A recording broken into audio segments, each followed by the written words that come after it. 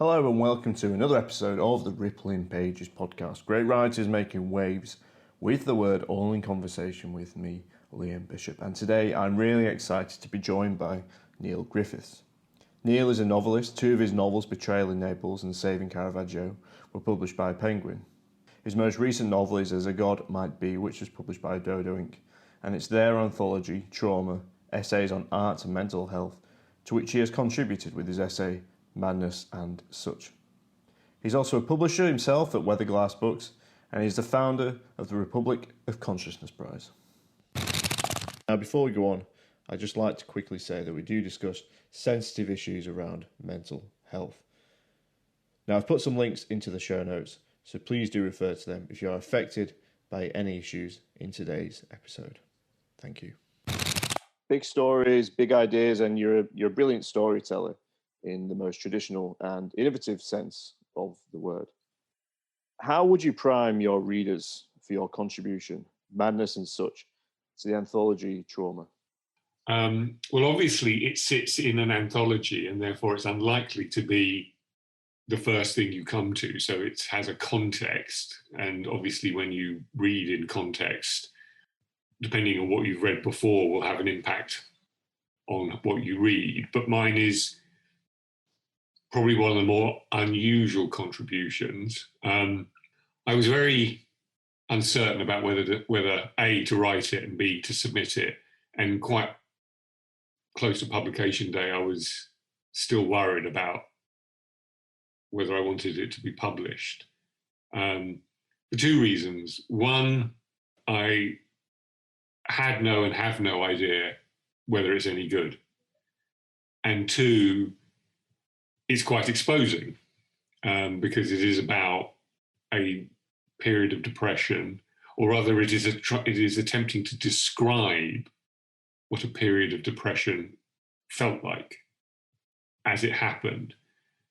A period of depression where I could barely write, could barely do anything, but I certainly couldn't write. And so I had to find a form. If I was going to contribute after Sam Mills asked me, I had to find a form which would speak to the nature of the depression creatively. And I had been writing fragments, or I know often actually I've been recording occasional fragments when I was walking the dogs on Tooting Common. And so I did wonder whether something fragmentary would be a way to go. And therefore what the piece is a set of fragments that describe a period in my life where I was about as close to seeing life as hopeless and valueless. And therefore it had to speak to a point where, and it's a refrain in the piece, which is no more life. And whilst suicide is not something that was not a place I particularly went to, I'd had enough and therefore wanted no more. And so in that way, it was trying to describe how it might be to be in a place where no more life was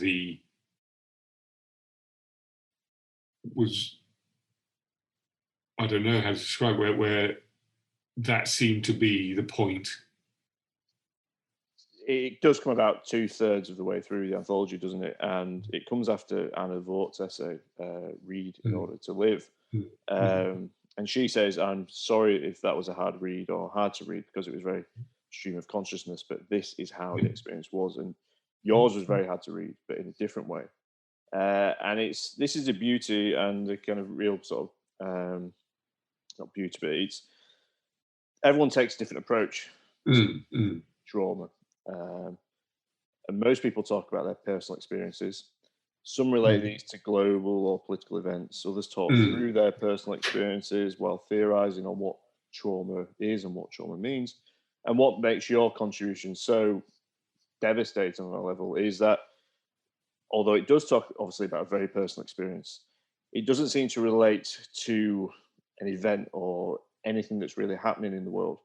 It's kind of talking about a state and a very removed sort of experience from life, from experience as a reader, and just based on what you're talking about there. So was it the first thing you thought of contributing to this anthology? Yeah, well, yes. I think I wasn't really in a state to contribute at all, really, and therefore, and it was only because Sam asked me, and she obviously was the driving force behind the publication of my last novel, As the God Might Be, that I even thought about contributing. And there was nothing. I was not in any state to write anything that was in any way, sustained by argument or opinion or commentary or anything. I didn't have that wherewithal. I also couldn't quite believe the desperate state I was in. I mean, I just depression can be, or that level of depression is almost a kind of surprise. It's, and I've suffered from depression for decades, but never to this degree. And so you can't really believe that it can be as awful as it is. It almost is as I said, a kind of surprise. And I suppose I just thought, is there a way of mapping this out? And if I, as I said, I had some fragments lying around and I'd recorded some things. So there was a few pages to work with. I just thought if I can map this out in some way, then that might be either useful to me. And I had no idea what anybody else was doing. And so it was, and I suppose I was wrestling with, I suppose this is, I was wrestling with what certain states of being feel like as negatives. So in a sense, the negative of being is nothingness. And, I felt for a long period of time in states that were closer to nothingness than they were to being. So I had to kind of come to terms with a way of trying to create a kind of negative expression. And so there's obviously lots of ways of trying to express what nothing feels like, even though it doesn't feel like anything, because nothing feels like nothing. So, those loops. And also I was experiencing short, not hugely, like periods of sort of manic episodes, short and not completely out of control, but whatever. So I wanted to capture that. And then I was having this, which is a longer passage towards the end, I was then having these real problems with experiencing time. So there were things to explore, but I couldn't. There was no way I could have gone, I'm going to explore time in trauma or time through depression and apply myself to that one theme in a kind of in a structured and analytical way. It had to be an expression of what it felt like. Parts sometimes you are sort of grappling with it. It looks like sort of personally, how does this relate to me? How does this relate to my being in the world? But then also philosophically as well. There's still that part of the experience. It looks like. I don't know if that's fair or not. Or yeah, no, it is. I think. That's one of the extraordinary things about depression is that you don't, you've lost yourself, but you don't lose, in my case, 40 years of adult life.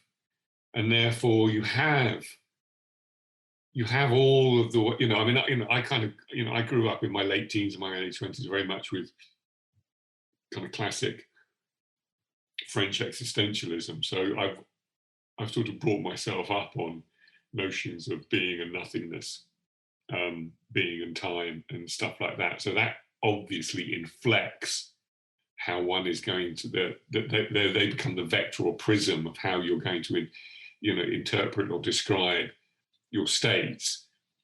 But they also, that doesn't mean necessarily that I was experiencing those states based on those that kind of philosophical or intellectual framework. They just happen to be useful, and I'm not uncomfortable with that language, and therefore, I could press through it to try and find modes of feeling or unfeeling, as it were, with that language. So in that way, and the only thing one doesn't, what's the word? Sort of only death, if we stay away from any theology, only death is kind of complete absence and nothingness. And therefore, even in the level of depression I was at, one is still present, and so therefore, thought and continues. It just continues in a sort of broken and fractured and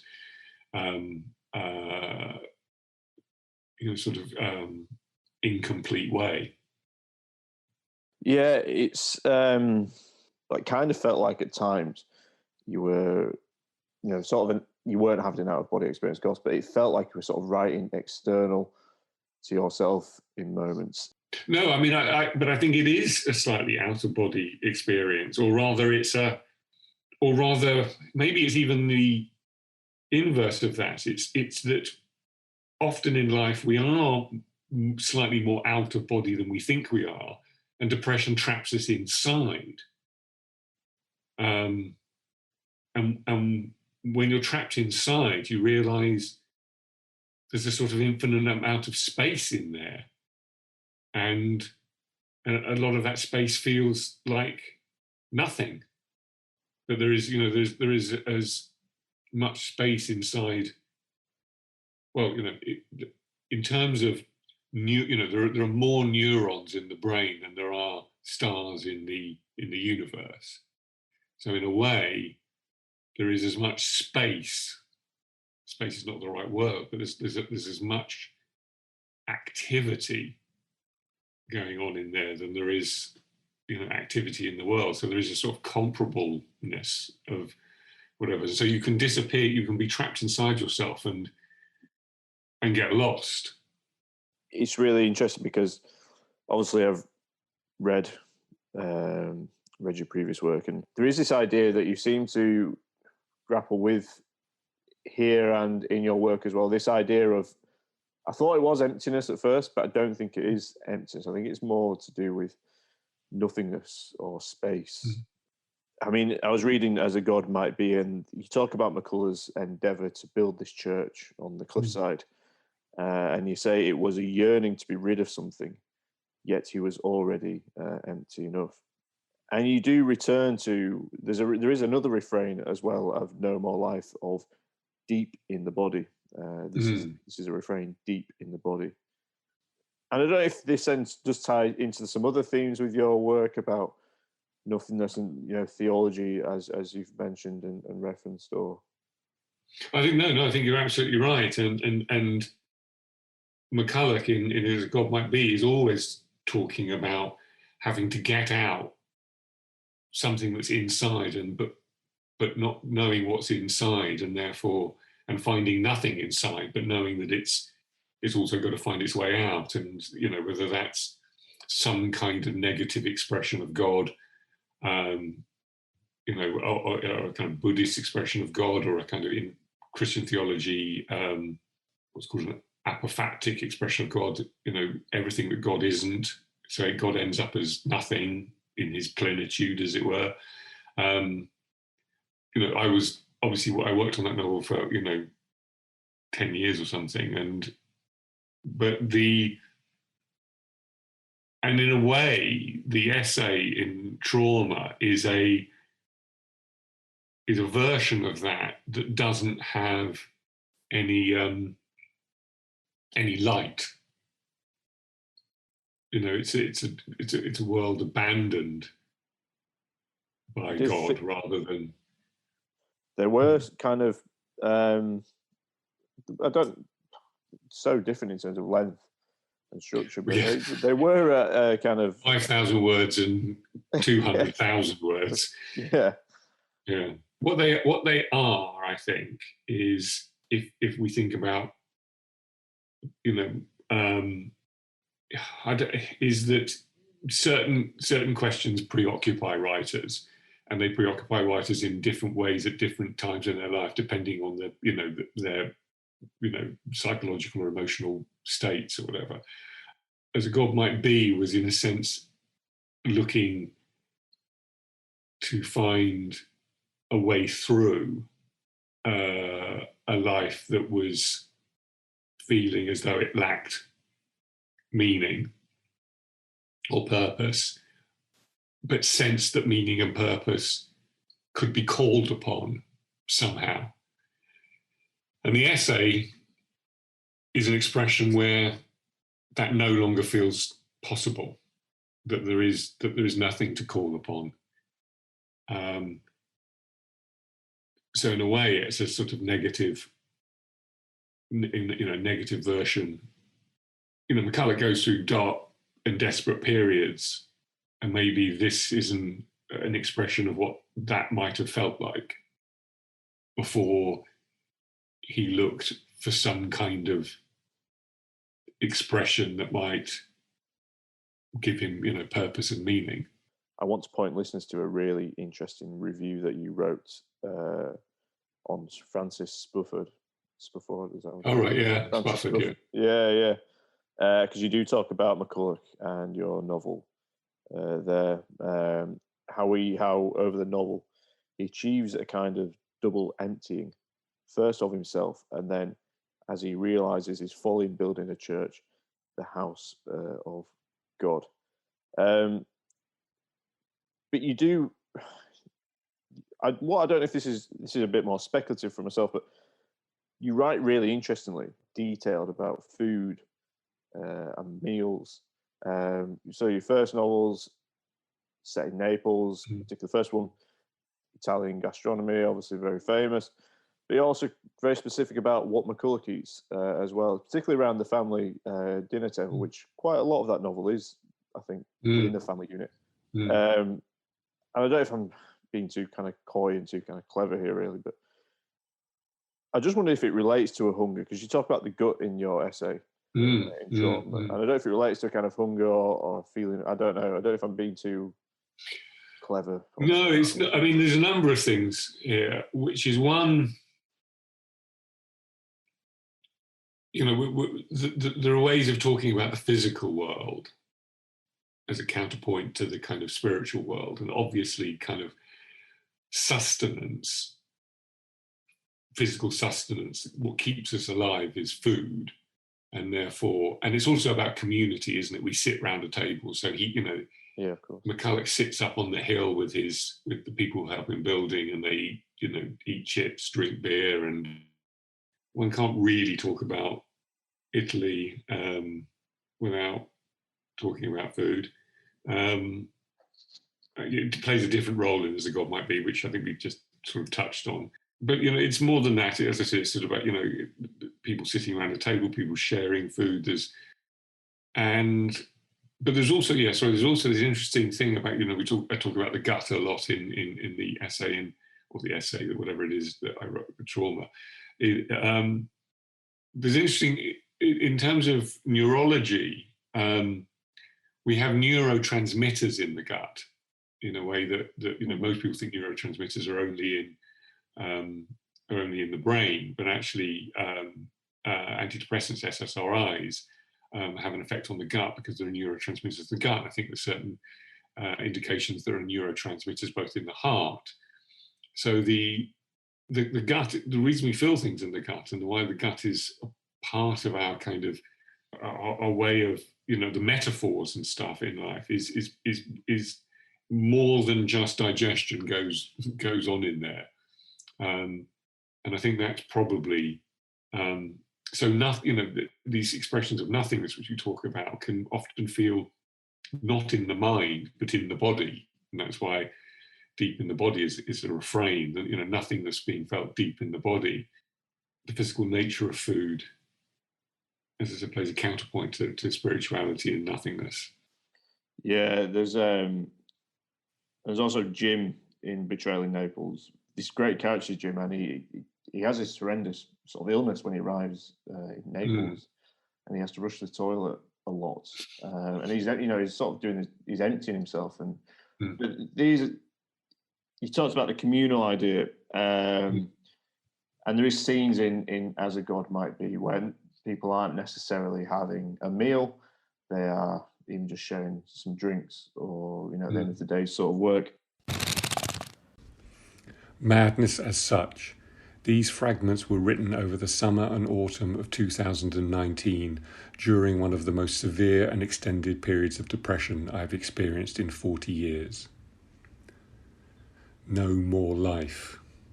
Out there along the river, the body might make a swerve, leaving the body to go about its business, to be in life.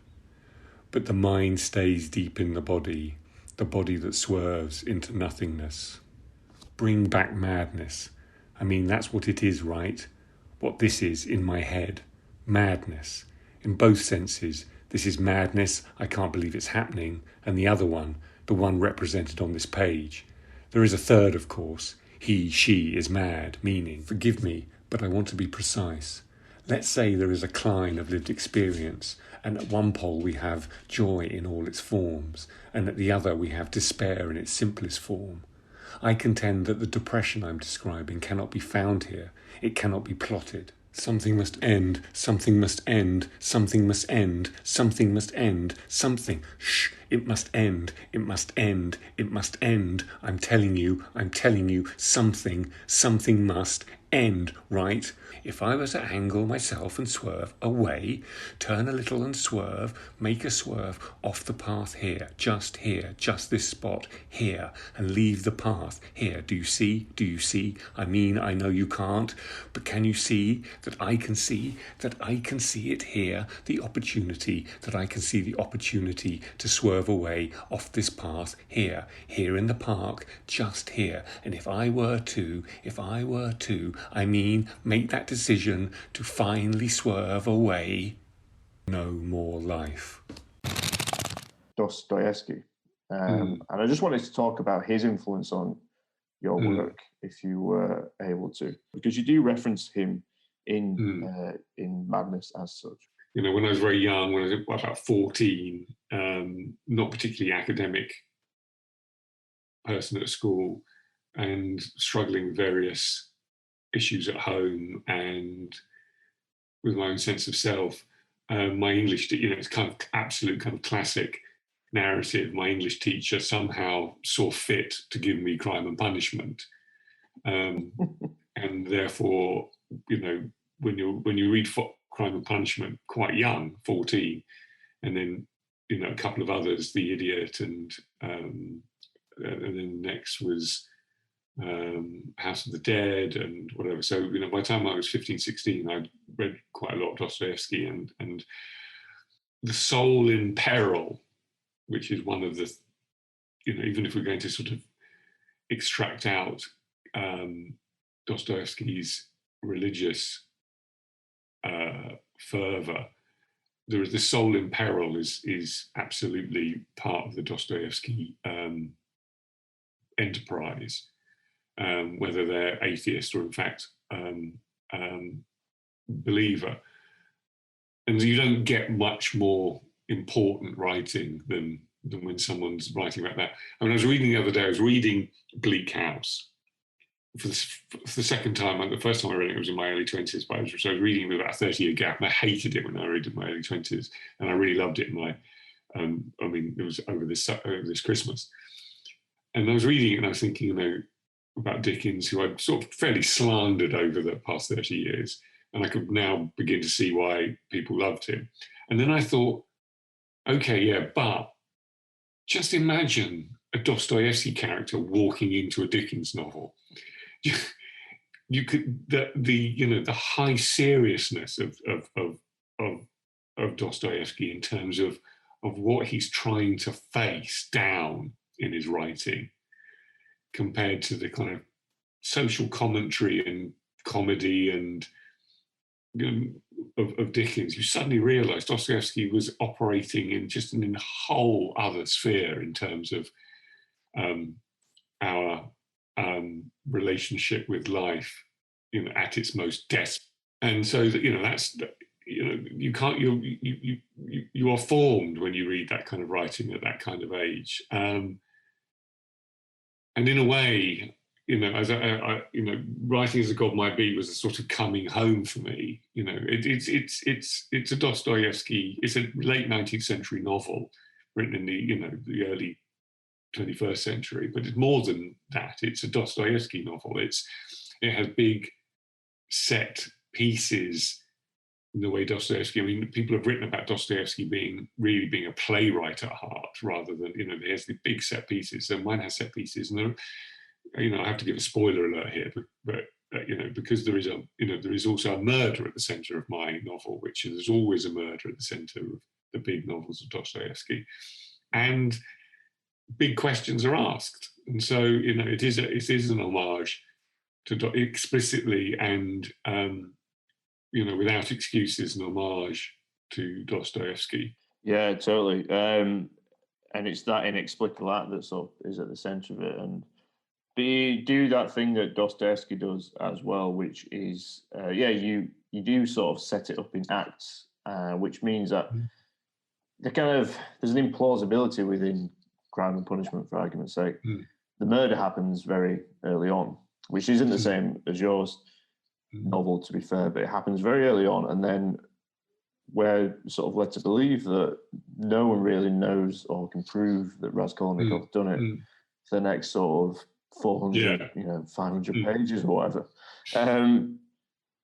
But I don't know if this links to this idea of, you spoke about sort of leaps of the imagination that you ask readers to make in fiction, and in your novel, building a church on a cliffside. Well, would that really happen? Well, it doesn't matter, because it does in the novel, and it obviously works. But what kind of leaps are you asking the reader to take within something like madness as such? Is it the same kind of leap that you ask them to make in As a God Might Be? Or that's interesting. No, I think it's very different. I think it's a formal, so it's not an imaginative leap so much as or a suspension of disbelief. So there was someone who said, you know, a novelist can always ask the reader to take one big suspension of disbelief, and then after that there has to be an internal logic to if you ask them again, they may not go with you. And that internal logic may be the internal logic of magical realism, but you've asked them to go into the world of magical realism, and then the internal logic sort of is still there. Whereas with the essay or whatever it is, it's saying that you're not going to be given any narrative thread, you're not going to be given any explanation, you're not going to be given any kind of biographical facts. You're just going to have to accept that this is the best way I found of expressing or describing how I felt.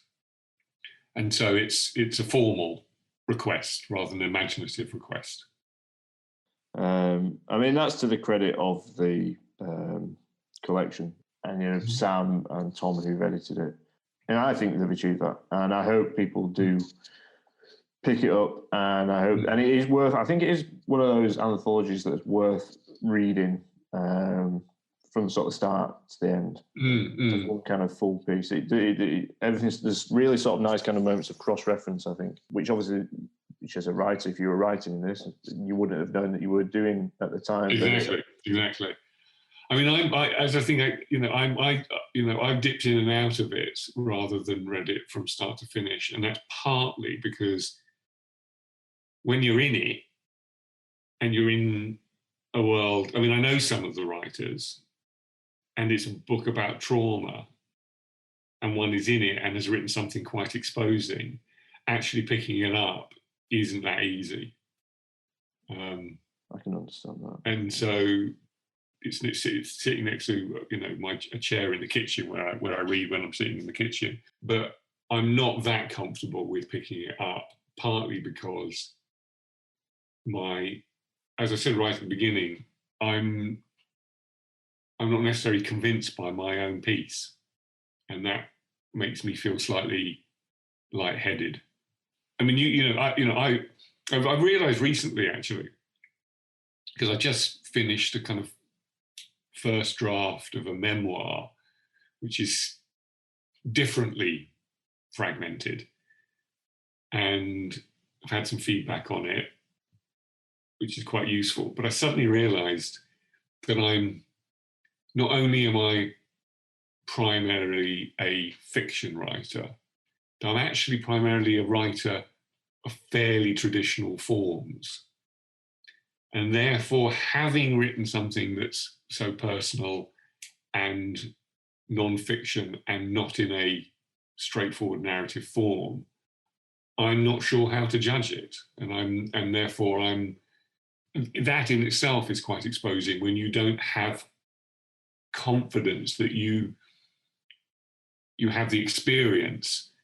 I have 3 published novels, but I've written, 6 full novels. I kind of know what I'm doing. I don't really know what I'm doing when writing like this. So it makes me feel kind of, quite vulnerable having written it. No, just has it set you down a different path for your work? I don't know.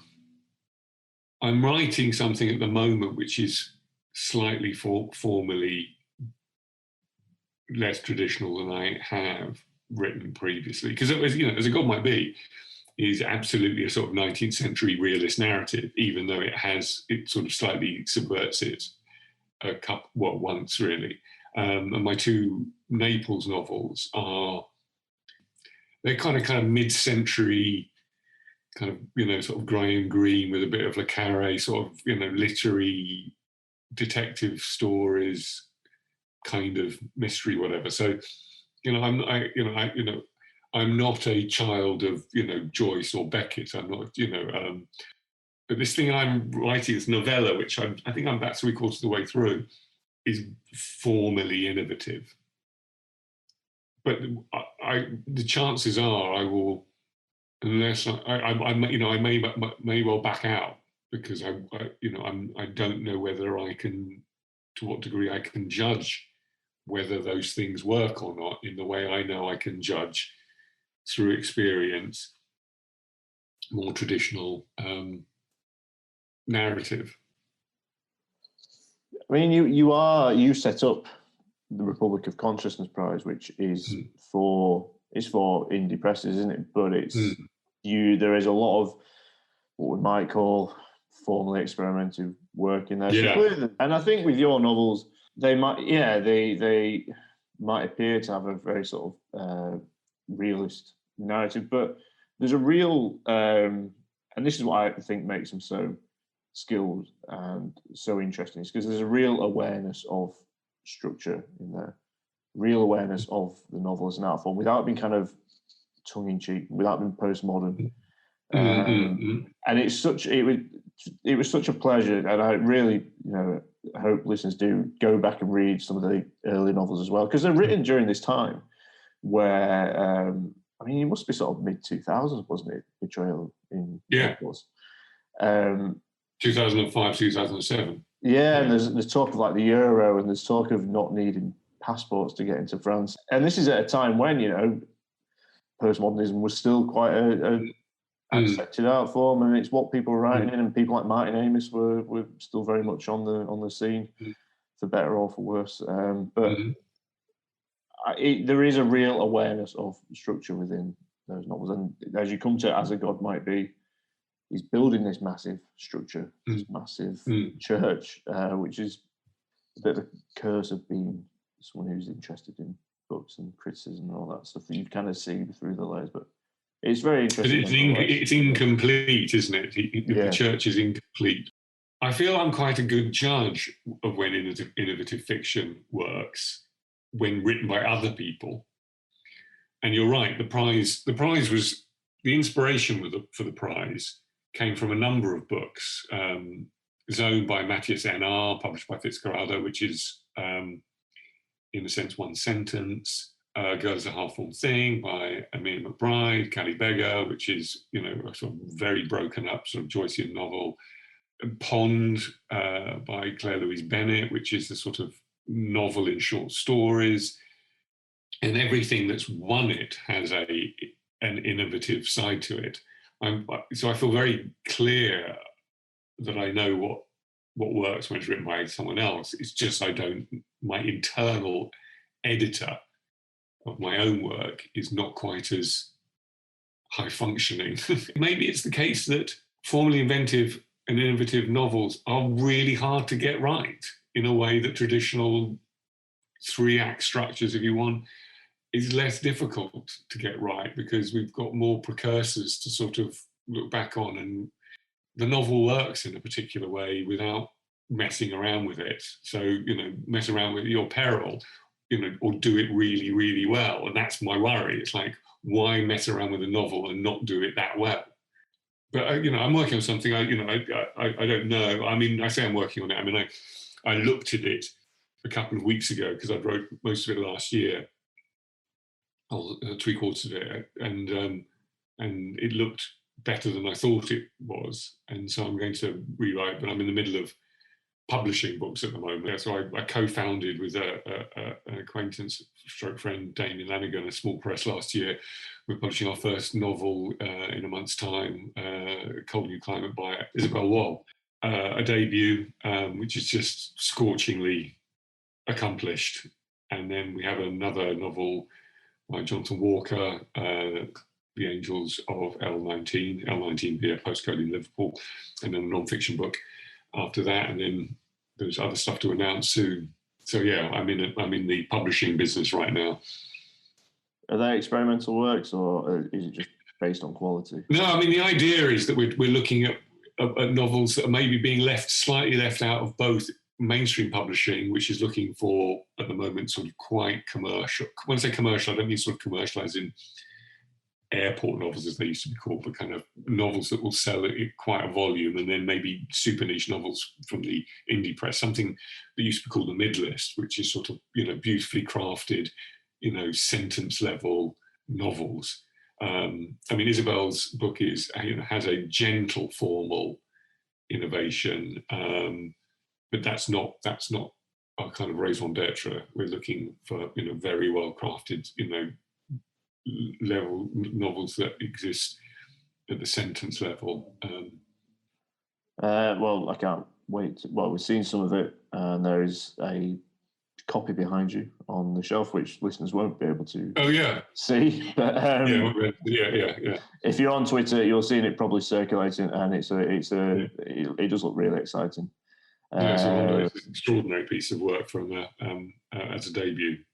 Well, Neil, it's been an absolute pleasure, and really enjoyed reading your work in preparation. You know, rereading your work in some instances for this interview, but also thanks for sharing so candidly about your contribution to trauma. It's been my pleasure. Thank you, Liam. My thanks go to Neil for joining me today, and of course, my thanks go to you for listening. Trauma, Essays on Art and Mental Health is published by Dodo Ink. Now why don't you join me next time when I'm going to be joined by some poets from the Flip Tide Press as they celebrate their 20-year anniversary.